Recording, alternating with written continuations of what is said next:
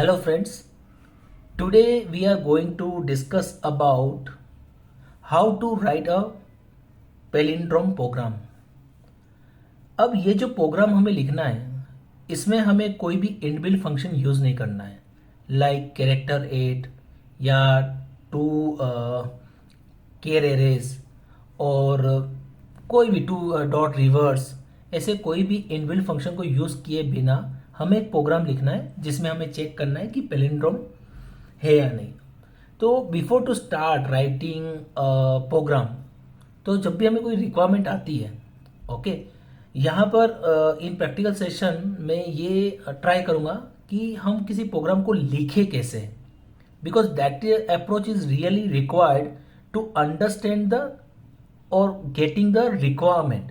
तो यहाँ पे अगर हम रिक्वायरमेंट गैदरिंग कर रहे हैं तो हमें क्या क्या चीज़ें कि हमें पहले समझना पड़ेगा कि स्ट्रिंग पैलिंड्रोम है या नहीं। तो first we need to understand कि पैलिंड्रोम क्या है, कि ऐसी स्ट्रिंग जिसको रिवर्स करने के बाद भी दोनों सेम हो। जैसे फॉर एग्जांपल ए जब इस ए बी ए को आप रिवर्स करोगे तो वापस से क्या आता है, A B A, right. It means that the string are both the strings are palindrome. वैसे ही दूसरा केस देखते हैं, जलज। तो जलज JALAJ इसको आप रिवर्स करेंगे तो भी जलज ही आता है। तो दो both string are the palindrome. कोई भी दूसरा एग्जांपल लेते हैं, ABC। तो ABC को रिवर्स करते हैं तो क्या होता है, CBA। तो both strings are not palindrome.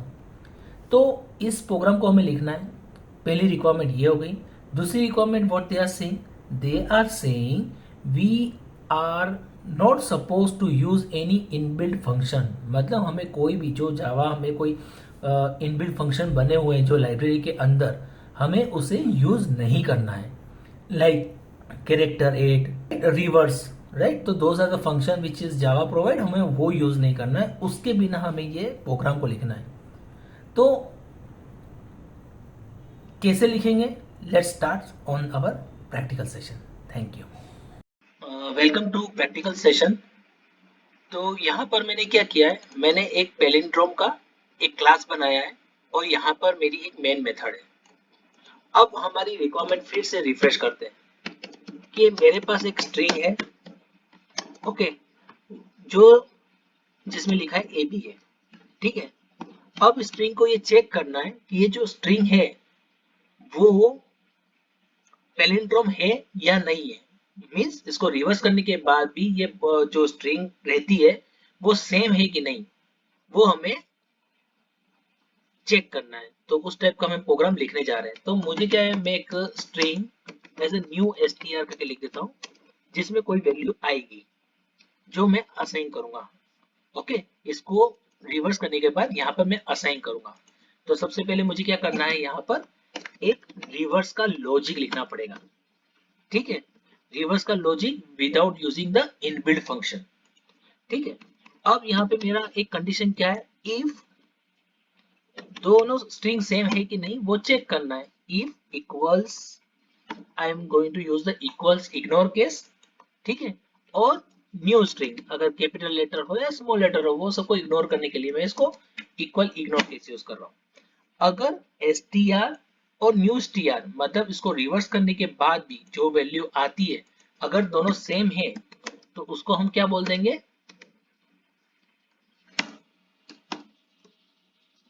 String are palindrome. और अगर नहीं है एल्स, तो हम इसी को कॉपी करके यहां डाल देता हूं, आर नॉट पैलिंड्रोम। ओके, तो अभी मुझे क्या लिखना है, रिवर्स का ऑर्डर करना है। अब हमारे पास एक रिक्वायरमेंट में कंस्ट्रेंट क्या है, हमें कोई भी इनबिल्ट फंक्शन यूज नहीं करना है।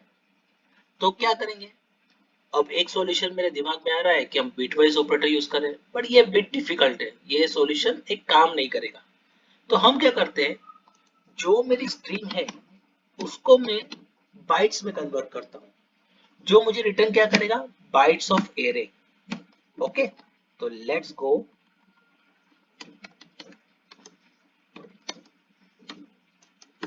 यहां पे मुझे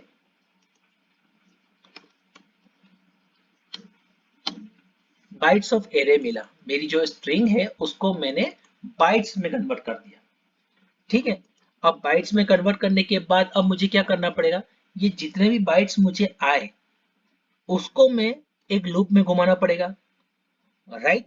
लेकिन जो लूप होगा वो मेरा रिवर्स में फ्लो करेगा, करेक्ट। तो सबसे पहले मैं क्या करूंगा, एक इंटीजर वेरिएबल ले लेता हूं जिसमें मैं डिफाइन करता हूं अपनी साइज, कि भैया मेरी जो बाइट्स है उसकी साइज कितनी है, करेक्ट। मैं उसको ले लेता हूं, तो बाइट्स की मैं लेंथ ले ली, जितनी भी उसकी साइज होगी वो मुझे मिल गई। अब मुझे एक फॉर लूप घुमाना है जो रिवर्स ऑर्डर में जाएगा, कि मेरा जो इंटीजर का लूप जो होगा वो स्टार्ट करेगा साइज से, correct.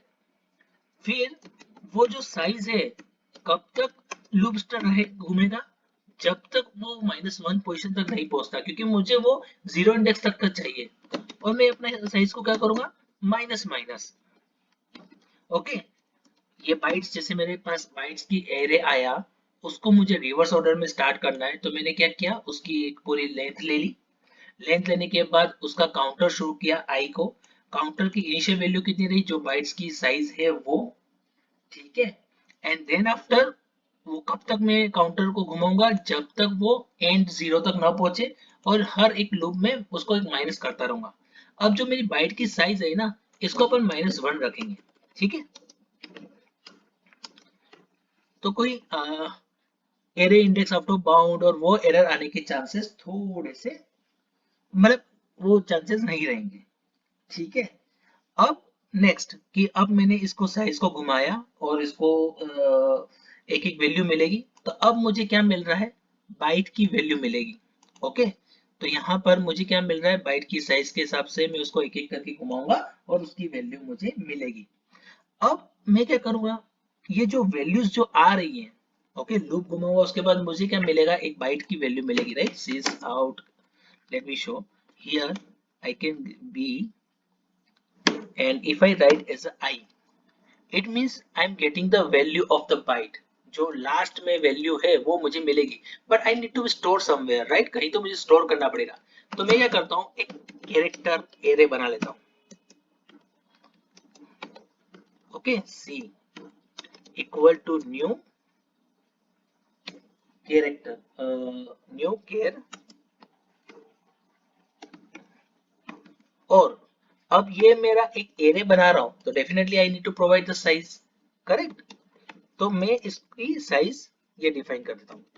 Okay, again error index of bound ना है, इसके लिए मुझे इसको एक इंक्रीज किया, ठीक है। अब ये जो मेरी वैल्यू आई, सी इक्वल टू दिस, और let me cast it to care.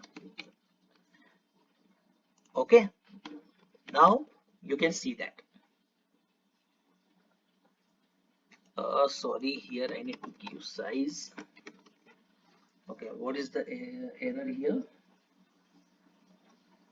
character C. Okay, here I have not given the entry, so let me give the counter equal to 0. I am, because it's an array, right, so I need to index, store the value into the index, correct. So integer counter equal to 0, and then I will store it, ठीक है। अब यार आपने देख लिया कि यहाँ पे मेरा एक स्ट्रिंग था, इसको मैंने बाइट्स में कन्वर्ट किया। अब इसको मैं रिवर्स ऑर्डर में इसको लूप को घुमा रहा हूँ, और रिवर्स ऑर्डर में जो वैल्यू इसकी मिलेगी, इस कैरेक्टर एरे में जो मैंने बनाया है उसमें मैं उसके उसी रिवर्स ऑर्डर को मैं इसमें स्टोर करूंगा, करेक्ट। तो जो रिवर्स की वैल्यू जो मुझे मिल रही है, जो जैसे कि फॉर एग्जांपल यहाँ का जो बिग इंडेक्स का बी है वो मेरे कैरेक्टर के जीरो इंडेक्स में सेव होगा। फिर यहाँ पे जो मेरा बी है वो 1 इंडेक्स में सेव होगा, जो मेरा ए है वो मेरे इंडेक्स 2 में सेव होगा, गॉट इट। तो मैंने उसको, जो इसमें रिवर्स में आ रहा है वो उसके काउंटर जीरो में स्टोर होगा। फिर सेकेंड वैल्यू जो है वो मेरी यहाँ काउंटर 1 में स्टोर होगा, like that's way it will work. Okay, now अभी मेरा क्या हो गया, मैंने यहाँ पर एक वैल्यू आई, बी ए साइज की, जो मैंने इसको काउंटर में डाल दी। इससे अच्छा हम एक और काम कर सकते हैं कि मैं इसको एक कैरेक्टर C1 दे देता हूँ। ठीक है, तो यहाँ से मुझे जो भी वैल्यू, क्योंकि ये इंडेक्स में आ रहा है ना, क्योंकि उसको रिस्क लेना नहीं है, तो यहाँ पे मैंने इसको स्टोर किया, और जो मेरी C की वैल्यू है वो C1 करके असाइन करता हूँ, और यहाँ पे मेरा काउंटर था। दोनों एक ही चीज थी, लेकिन ये थोड़ा सा प्रैक्टिकली मैं रहे तो उसको इस तरह से कर दिया। क्लियर हो गया कि ये जो C1 आया उसको मैंने काउंटर में डाल दिया। अब मुझे ये काउंटर इंक्रीज करना पड़ेगा, करेक्ट, क्योंकि यहाँ पर मैं पहली वैल्यू ली तो यहाँ पे काउंटर मेरा 0 पे गया। जब मेरा लूप में सेकंड वैल्यू आएगा तो मेरे काउंटर भी इंक्रीमेंट होना चाहिए, तो हम क्या करेंगे, यहाँ पे काउंटर को प्लस प्लस कर देंगे। ठीक है, तो मेरा काउंटर इंक्रीज हो गया। ओके, जैसे इसकी साइज, फॉर एग्जांपल समझ लो कि इसकी साइज मुझे 3 मिली। ठीक है, तो यहाँ पे मेरी साइज 3 हुई, तो यहाँ पे कैरेक्टर एड की साइज क्या हो गई, 3। तो यहाँ पे सबसे पहले ये क्या करना पड़ जाएगा कि पहले B2 पे मेरा क्या सेव है, A सेव है, वो काउंटर 0, ये 0 वाला कैरेक्टर 0 पे सेव करेगा। करेक्ट, कैसे काम करेगा, let me give you one example. यहाँ पे C0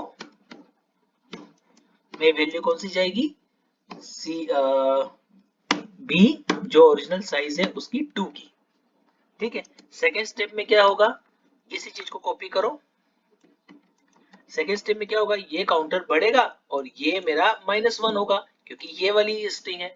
थर्ड स्टेप में क्या होगा, इसी चीज को देखेंगे, तो ये वापस से काउंटर को इंक्रीज करके इसको क्या कर देगा, जो मेरा 1 था उसको 2 करेगा। अरे सॉरी, जो मेरा इसमें इसको 2 करेगा, जो 1 था उसको 2 करेगा, और इसको ले आएगा B1। करेक्ट, तो दिस वे ये एक काउंटर लूपिंग काम करेगा। तो यहां तक आपको क्लियर हो गया। ओके, अब नेक्स्ट मैंने यहाँ पे काउंटर ले लिया। अब यहाँ पे ये जो कैरेक्टर एरे में वैल्यू स्टोर हुई है, हम क्या करेंगे कि स्ट्रिंग का कंस्ट्रक्टर है, ओवरलोड कंस्ट्रक्टर, जिसमें कैरेक्टर एरे वो सपोर्ट करता है।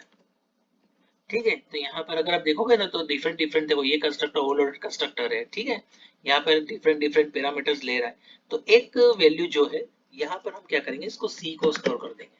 लेट्स सी, अगर वो दिखता है तो यहाँ पर देखो, द कैरेक्टर का array of the value store होके वो स्ट्रिंग कन्वर्ट करके अपने को देता है। ठीक है, तो उसको हमने यूज किया, तो जो भी मेरे कैरेक्टर ऑर्डर, जो रिवर्स ऑर्डर में हमने कैरेक्टर एरे के अंदर स्टोर किए थे, उसको वापस से स्ट्रिंग में कन्वर्ट कर दिया, और now we are printing the value. Correct, बहुत ही सिंपल वे से हमने लिखा है। अब एक बार ट्राई करते हैं इसको रन करने का, कैसे क्या आउटपुट देता है, let's see. Now you can see that, now you can see the output, strings are palindrome. Okay, now I will just mark change as a ABC, execute some test cases, तो हमको पता चलेगा।